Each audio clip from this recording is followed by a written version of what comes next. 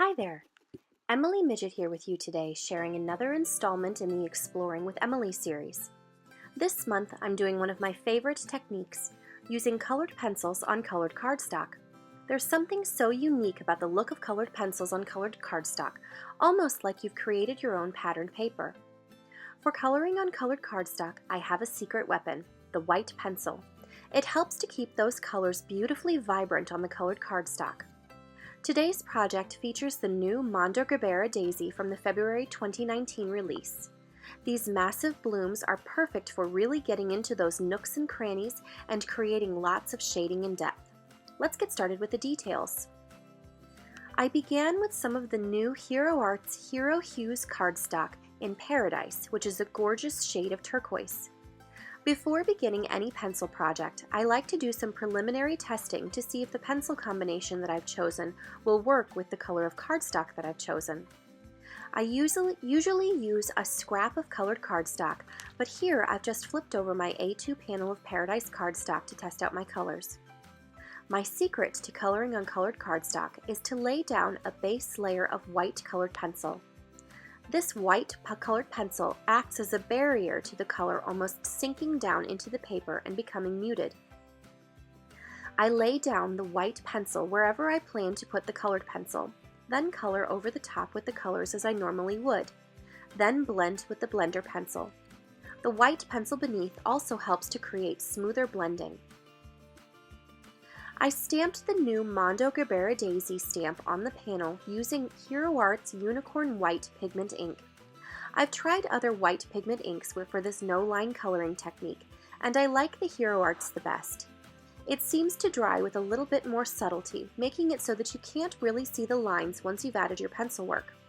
You could also use a colored dye ink similar to the color of your cardstock, but I have found that the white pigment ink blends in well with a layer of white pencil. I've experimented with a few different ways to blend colored pencils. The first is pretty simple. Lay down the lightest layer first, coloring a fairly large area, then the medium shade, then touches of the darkest shade. I then use the blender pencil by the Prismacolor to blend all of these colors together. The blender pencil is a helpful tool in getting a really smooth blend, but it's not necessary to achieve a pretty blend with these pencils. Sometimes I'll use a bit different blending technique, similar to the technique that I use with my Copic markers. I lay down the colors similarly to the previously mentioned technique, first the lightest over a large area, then the middle over the slightly smaller area, then touches of the darkest color.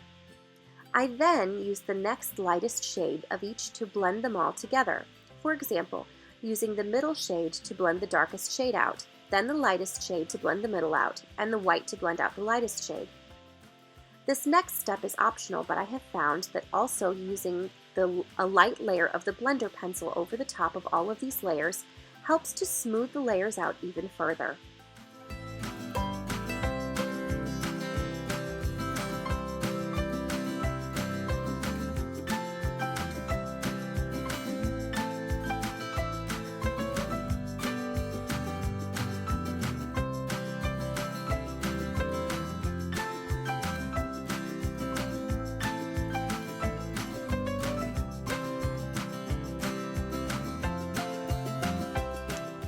As I have mentioned in previous videos, the key to adding lots of depth and color to your images is layers of color.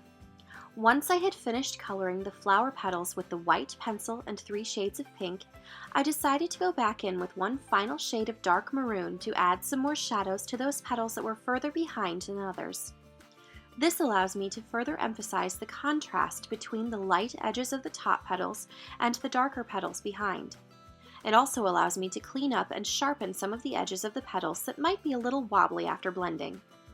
If I get too bold with my dark maroon pencil strokes, I simply blend them in with the blender pencil.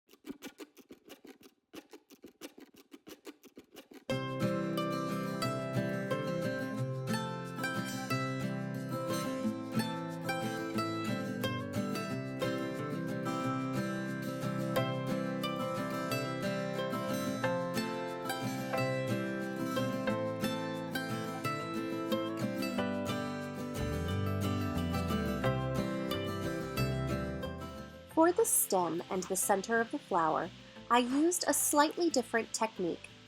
I laid down a layer of the white pencil, then lay down the darkest color in the most shadowed area, blend that with the middle color, then the lightest shade, finally blending all of the colors together using the blender pencil. I slightly altered my technique for these two areas because I have found that the color is more intense if you start with the darker shades first.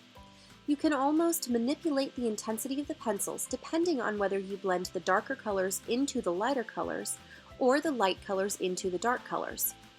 The blender pencil helps to push the colors into each other, so for the flower center, pulling the darker color into the lighter color helps to keep that darker area more intense, whereas if I had pushed the lighter tan into the darker shadowed area, it would have mixed and lightened the dark color, just like adding cream to coffee, creating less intense shadows and contrast.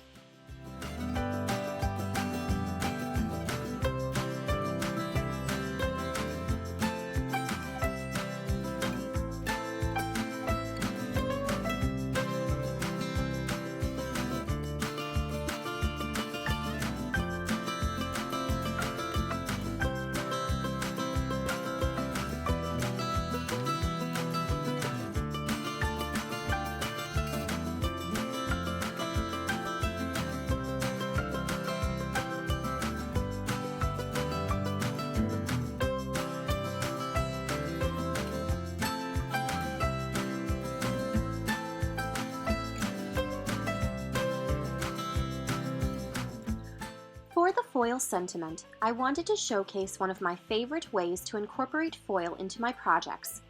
Foil accents are one of my favorite ways to add a little bit of shine to my projects, and with so many beautiful foil colors coming out, it's easy to find just the right shade to add some beautiful shine to your card. I haven't purchased one of the new foil machines that are available right now, so I thought it would be fun to incorporate some into my project today using good old score tape. I used some pink fab foil by Wow Embossing to match my hot pink Gerbera daisy. I began by adding 2 strips of 1-inch wide score tape to a piece of scrap cardstock. I checked to make sure that the taped section was wide enough to accommodate the new big scripty hello die. I then removed the release paper and placed the pink fab foil with the shiny side up over the top of the super sticky tape. I rubbed my finger over the foil, making sure that the whole area was adhered before carefully removing the foil. I ran it through my die cut machine, used my tweezers to remove this intricate die cut from the die, then adhered it to the card front using liquid adhesive.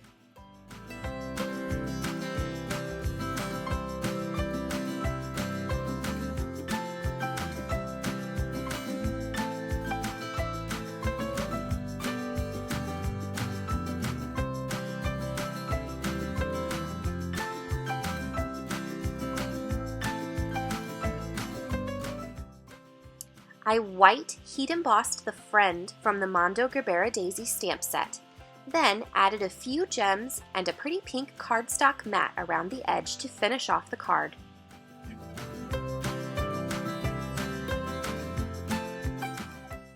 Well, that's all for me today.